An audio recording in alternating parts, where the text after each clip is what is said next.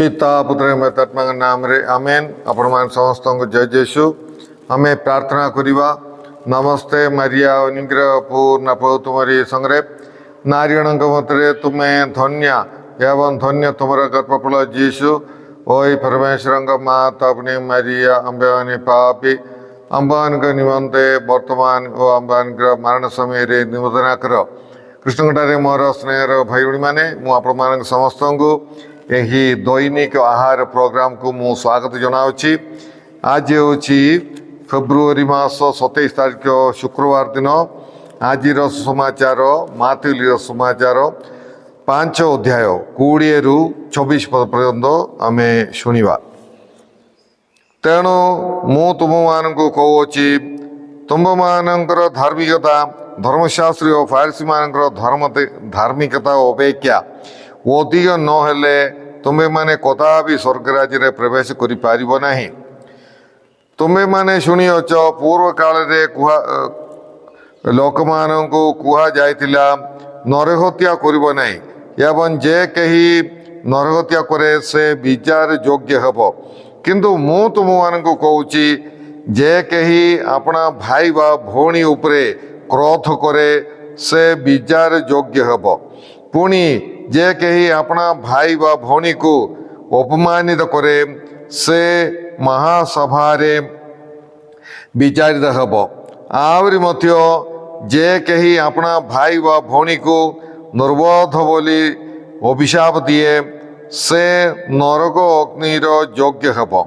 अतएव तुम्हें बेदी रे निजर दान उत्सर्ग करने समय जदि तुमर विरोध रे तुमर भाई व भौणीर किछि मन मलिन रही कथा मन पड़े तबे दान को बेदी सम्मुखरे रखिदे प्रथमे जाई निजर भाई व भौणी सहित पुनर्मिलित हुओ एवं ताहा परे आसिकी तुमर दान उत्सर्ग कर। तुमर प्रतिवासी सह विचारालय को जीवा पूर्व तुम्हें तांक सहित यथाशीघ्र समाधान करनिय नचेत से तुमको विचारपति हस्तरे एवं विचारपति तुमको सिपाही हस्तरे समर्पण करिवे एवं तुम्हें कारागार रे निक्षिप्त हेब। मु तुमको सत्य कहूची शेष पाहुला न सुझिबा पर्यंत तुम्हें कारागार रु बाहरी पारिबो नाही। प्रभुंगर सुसमाचार। हे प्रभु जीशु ख्रीष्ट तुमर प्रशंसा हे। कृष्णगुड़े मोर स्नेहर भाई भाई मैंने आज समाचार प्रभु जीशु ख्रीष्ट कहते तुमर धार्मिकता फारिसी एवं धर्मशास्त्री मानकर धार्मिकता अपेक्षा अधिक न कले नहेले तुम्हें स्वर्गराज रे प्रवेश करने। ये फारिसी एवं धर्मशास्त्री मानकर धार्मिकतार कौन असुविधा थिला सेमानकर दुईटी अभाव सेमानकर धार्मिकता रे थिला बोली कि आमे देखि परिबा। गोटिए सेमाने निजको धार्मिक बोली कि मने करथिले मने करी सेमाने अहंकार करथिले। सेमाने फारिसी एवं करग्राही रो प्रार्थना रे आमे देखि परिबा से फारिसी कहते मु उपवास करुच्ची मो प्रार्थना करुच्ची हेले सेटा सत आका से माने उपवास प्रार्थना सब करथिले किंतु से माने अन्य मानकु ये माने सब पापी बोली कि निजको अहंकार करथिले आमे बड़ पवित्र लोक साधु लोक आउ ये माने अन्य माने सबु से माने सब पापी बोली कि से मानकु नीच देखुथिले। एटा थिला से मानकर धार्मिकतार माने अभाव आउ सेमाने केवल विधि व्यवस्था पूर्ण करने से प्रार्थना करते समय माने 6टा हेले प्रार्थना करिवो 9टा हेले प्रार्थना करिवो एमती सब समय नियम अच्छी नियम अच्छी प्रार्थना करने करते प्रार्थना उपवास ये सबू से जीवन रे कथबार्ता व्यवहार रे किछि परिवर्तन आनी नथिला। देखो कि प्रकार गोटे धार्मिकता से थिला किंतु परमेश्वर यही प्रकार धार्मिकता जन को ପରିତ୍ରାଣ ପ୍ରଦାନ କରିବ ନାହିଁ ବୋଲିକି ଆଜିର ସମାଚାରରେ ଆମେ ଶୁଣିଲୁ। କେବଳ ଏଇଟା କ'ଣ ଅଛି, ପ୍ରାର୍ଥନା ସ୍ନେହରୁ ଆସିବାର ଅଛି। ପ୍ରାର୍ଥନା ବିଷୟରେ ମୁଁ 2 ଦିନ ତଳେ କହୁଥିଲି।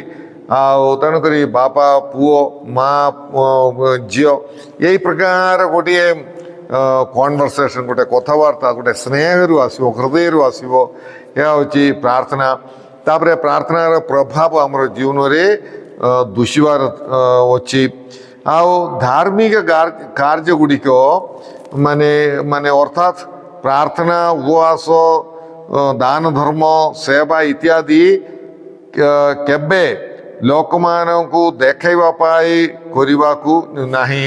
ହେଲେ କ'ଣ ଅଛି, ଏଇଟା ଗୋଟେ ଦେଖାଣି କରିବାକୁ ନାହିଁ। ଫାରିସି ଏବଂ ଧର୍ମଶାସ୍ତ୍ରୀମାନେ ସେମାନେ ଦେଖାଇବା ପାଇଁ ହାଟ ବଜାରରେ ଥିବ, ସମୟ ହେଲା ମାନେ ହାତ ଠେକିକି ବହୁତ ସେମାନେ ପ୍ରାର୍ଥନା କରିଥିଲେ, ଲୋକକୁ ଦେଖାଉଥିଲେ ସେମାନେ ଧାର୍ମିକ ବୋଲିକି। କିନ୍ତୁ ପ୍ରାର୍ଥନା ଯୀଶୁ କହୁଛନ୍ତି କ'ଣ, ପ୍ରାର୍ଥନା ତୁମେ ଦେଖାଣି କରିବା ପାଇଁ ନାହିଁ, ଧାର୍ମିକତା ଉପବାସ ଏସବୁ ଦେଖାଣି ପାଇଁ ନାହିଁ ବୋଲିକି ପ୍ରଭୁ ଯୀଶୁ ଖ୍ରୀଷ୍ଟ ମାର୍କ ସୁସମାଚାରରେ କହୁଛନ୍ତି। ଆଉ ତୁମର ପ୍ରାର୍ଥନାର ପ୍ରଭାବ ତୁମର ଜୀବନରେ କଥାବାର୍ତ୍ତାରେ ଦୁଷିବାର ଅଛି।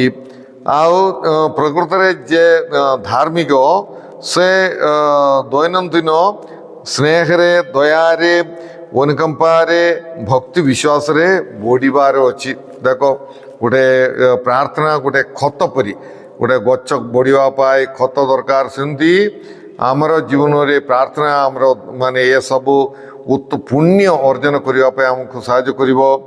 ଆଉ ସ୍ନେହରେ, ଦୟାରେ, ଅନୁକମ୍ପାରେ, ଭକ୍ତିରେ, ବିଶ୍ୱାସରେ ସବୁ ବଢ଼ିବା ପାଇଁ ପ୍ରାର୍ଥନା ଆମକୁ ସାହାଯ୍ୟ କରିବାର ଅଛି। ତେଣୁକରି ମୁଁ ପ୍ରକୃତରେ ଜଣେ ପ୍ରାର୍ଥନାର ମଣିଷ ବୋଲିକି ଆମେ କେମିତି ଜାଣିବା? ସ୍ନେହରେ ମୁଁ ବଢ଼ୁଛି କି, ଦୟାରେ ମୁଁ ବଢ଼ୁଛି କି, ଅନୁକମ୍ପାରେ, କ୍ଷମାରେ ସବୁ ମୁଁ ବଢ଼ୁଛି କି? ଏଥିରୁ ଆମେ ଯଦି ବଢ଼ୁଛି ତାହେଲେ ମୁଁ ପ୍ରକୃତରେ ପ୍ରାର୍ଥନା କରୁଛୁ ବୋଲିକି ଆମେ ଜାଣିପାରିବା। ଆଉ ଧାର୍ମିକ ବ୍ୟକ୍ତି ରାଗ ବିଦ୍ୱେଷକୁ ପରିତ୍ୟାଗ କରିବେ। ଯୀଶୁ କହୁଛନ୍ତି ରାଗ ବିଦ୍ୱେଷ ଆଜିର ସମାଚାରରେ। ସେହିପରି ପ୍ରକୃତରେ ଧାର୍ମିକ ବ୍ୟକ୍ତି ସେବାରେ ଏବଂ ନମ୍ରତାରେ ମଧ୍ୟ ବଢ଼ିବାର ଅଛି। ସେ ଅଧିକରୁ ଅଧିକ ସେବା କରିବେ। ଆଉ କ'ଣ ଅଛି, ସହିବା ପାଇଁ ପ୍ରସ୍ତୁତ ଥିବେ। ସହନ ଆସିଲେ ସେ ସାଧାରଣ ସହିବ ସେ। ଆଉ ଏସବୁ ହେଉଛି ଜଣେ ଧାର୍ମିକ ବ୍ୟକ୍ତିର ଚିହ୍ନ ଗୁଡ଼ିକ।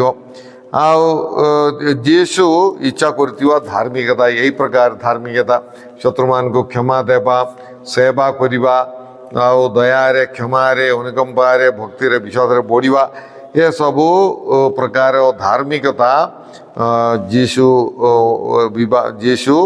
ଇଚ୍ଛା କରୁଥିବା ଧାର୍ମିକତା ସେଇଟା। ଆଉ ଯୀଶୁ କହୁଛନ୍ତି ପୂର୍ବ କାଳରେ ତୁମେ ନରହତ୍ୟା କରିବ ନାହିଁ ବୋଲିକି ତୁମେ ଶୁଣିଅଛ। ଆଉ ସେ କହନ୍ତି ନରହତ୍ୟା ନ କଲେ ଯୀଶୁଙ୍କର ସମୟରେ ଯୀଶୁ କହୁଛନ୍ତି ନରହତ୍ୟା କରିବ ନାହିଁ ବୋଲିକି ତୁମେ ଶୁଣିଅଛ, କିନ୍ତୁ ମୁଁ ତୁମକୁ କହୁଛି ଅଧିକାରର ସହିତ ଯୀଶୁ ସେହି ଆଜ୍ଞାର ଅର୍ଥ କ'ଣ ବୋଲିକି ବ୍ୟାଖ୍ୟା କରୁଛନ୍ତି। ଆଉ ସେ କହୁଛନ୍ତି ରାଗିବାକୁ ନାହିଁ, ରାଗିବା ବ୍ୟକ୍ତି ମଧ୍ୟ ବିଚାରିତ ହେବ। ତେଣୁକରି ନରହତ୍ୟା କରିବ ନାହିଁ ବୋଲିକି ଯେଉଁ ଆଜ୍ଞା ଅଛି ତାହାର ଅର୍ଥ ଅଛି ଆମେ ଅନ୍ୟମାନଙ୍କୁ କେବଳ ଶରୀରରେ ଜଣଙ୍କୁ ମାରିବା ତାହା ନୁହେଁ, କିନ୍ତୁ ଅନ୍ୟକୁ ରାଗିବା, ବିଦ୍ୱେଷ ରଖିବା, ଆଉ ଗଣ୍ଡଗୋଳ କରିବା, ମାଡ଼ଗୋଳ କରିବା, ଅନ୍ୟକୁ ପରିହାସ କରିବା, ମାନସିକ ଭାବରେ ଟର୍ଚର କରିବା, ଗାଳି କରିବା, ଏସବୁ ଆମେ ନରହତ୍ୟା କରିବାର ସମାନ ବୋଲିକି ଯୀଶୁ କହୁଛନ୍ତି। ଏସବୁ ଆଜ୍ଞା ଲଙ୍ଘନ ବୋଲି ସେମାନେ ଭାବୁନଥିଲେ।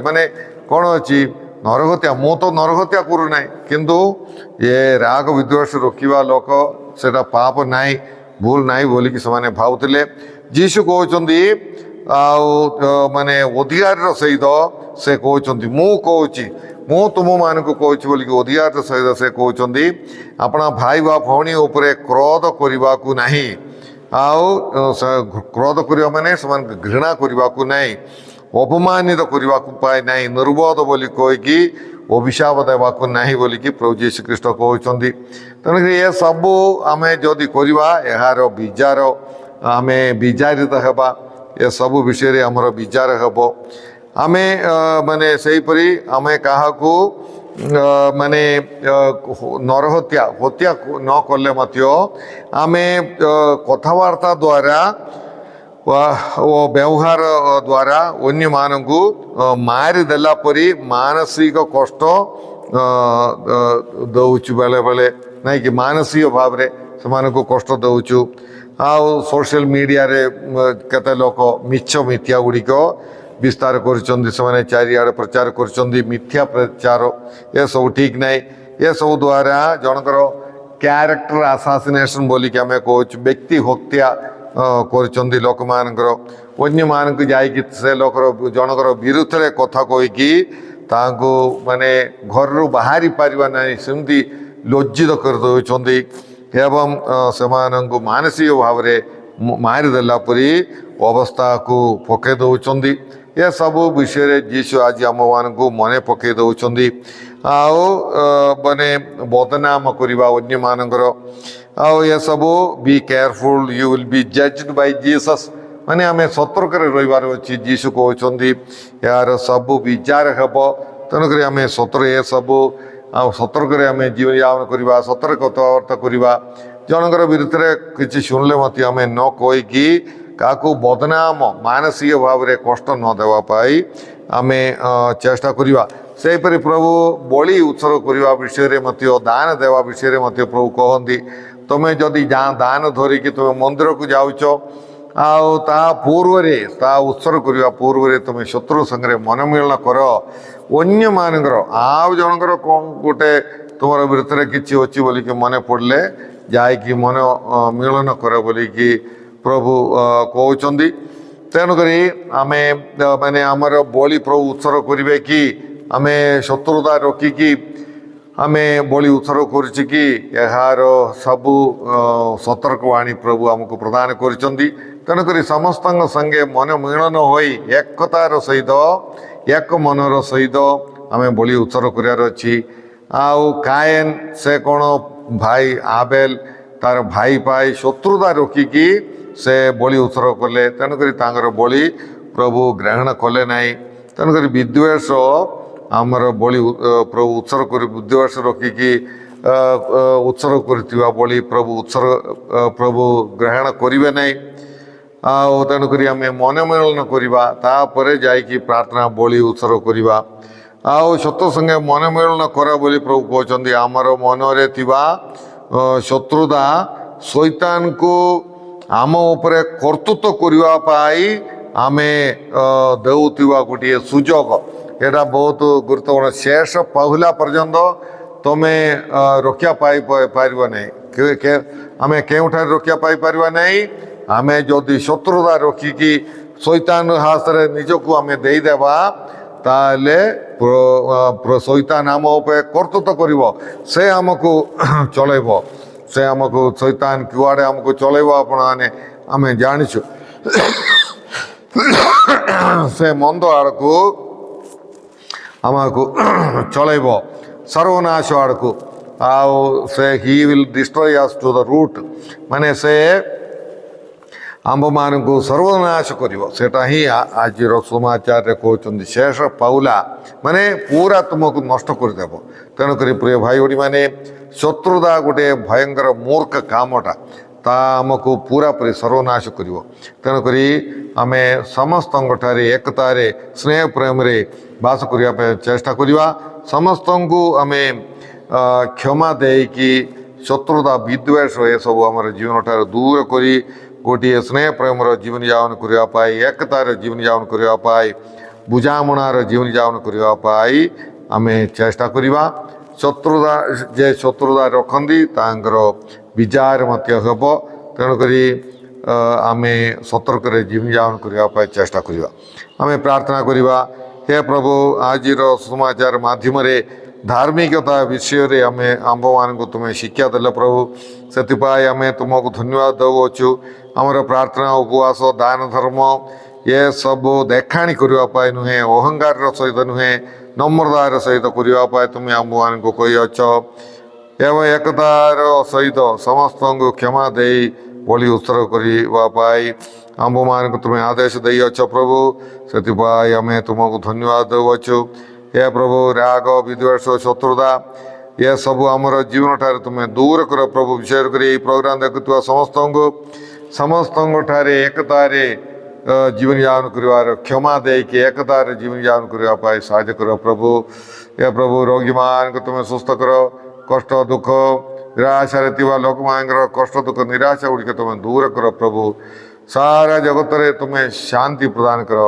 ଏସବୁ ପ୍ରାର୍ଥନା ଆମେ କରୁଅଛୁ ତୁମର ପ୍ରଭୁ ଯୀଶୁ ଖ୍ରୀଷ୍ଟ ମଧ୍ୟସ୍ଥରେ, ଆମେନ୍। ସର୍ବଶକ୍ତିମାନ ପରମେଶ୍ୱର ପିତା ଓ ପୁତ୍ର ଏବଂ ପବିତ୍ର ଆତ୍ମା ଆପଣମାନେ ସମସ୍ତଙ୍କୁ ଆଶୀର୍ବାଦ ପ୍ରଦାନ କରନ୍ତୁ, ଆମେନ୍। ଆପଣମାନେ ସମସ୍ତଙ୍କୁ ଜୟ ଯୀଶୁ।